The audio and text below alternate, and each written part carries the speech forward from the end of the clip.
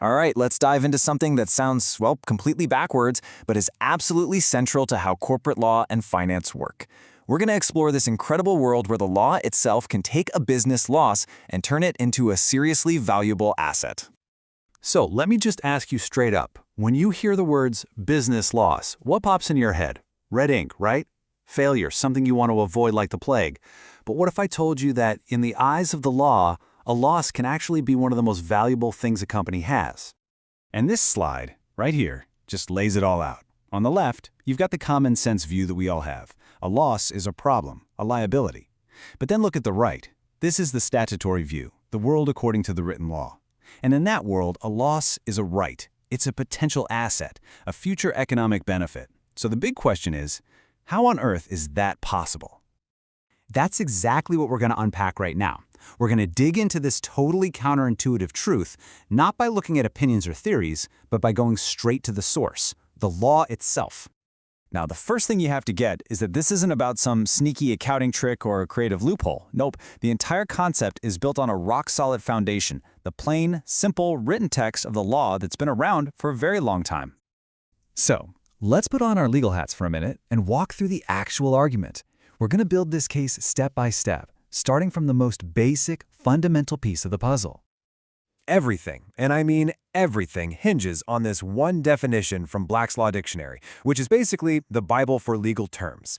An asset is any property or right that has economic value. Notice those key words. It doesn't say something that's profitable. It says any right that has value. That's incredibly important. Okay, so check this out. This is the four-step ladder that takes you from a loss straight to an asset. Step 1. The law gives a company the right to use a net operating loss, or NOL, to lower its taxes. Step 2.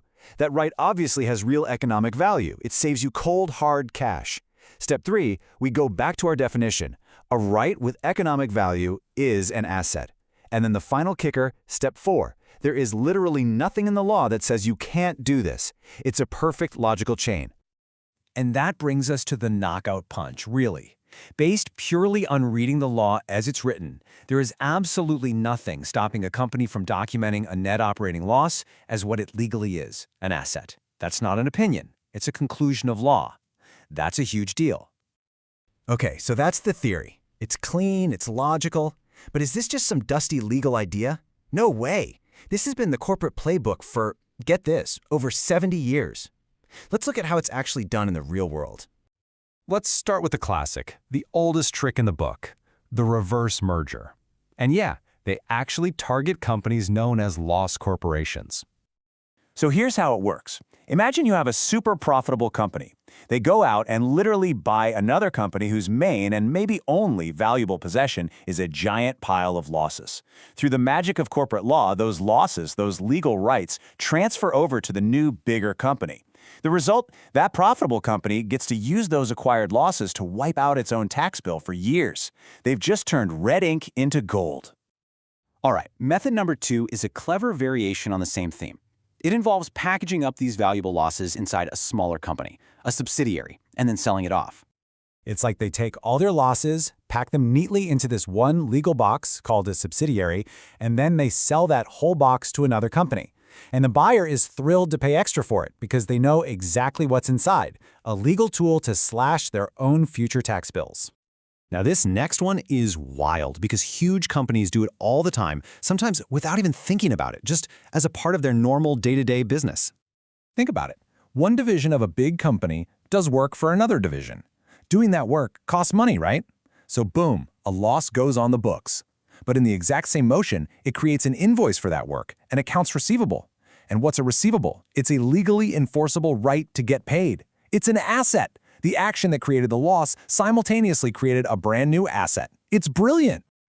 And if you need any more proof that this is real, look no further than the high-stakes world of big corporate deals, like mergers and buyouts. When these massive companies are at the negotiating table hammering out a deal, they literally put a price tag on the net operating losses. They're treated just like any other asset. They get valued and bargained over right alongside things you'd expect, like patents, brand reputation, or a list of customers. The loss isn't just an afterthought, it's a key part of the deal's value. So, We've walked through 4 different plays from the corporate playbook. They seem different on the surface, but they are all connected by one simple, really powerful idea. I mean, we're talking about standard stuff here. Mergers and acquisitions, selling off parts of the business, internal contracts, valuing assets. This isn't some back alley deal. This is the everyday machinery of modern finance, putting that legal theory to work. So here's the bottom line, the one thing you really need to remember from all of this. Corporations aren't just making up assets out of thin air. What they're doing is structuring their business to tie a financial loss to something the law already recognizes as valuable, a legally enforceable economic right. That is the entire game. And that just leaves you with this one kind of mind-bending question, doesn't it?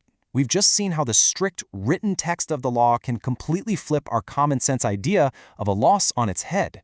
It makes you wonder, what other fundamental ideas we take for granted in business and finance are really just a matter of legal definition?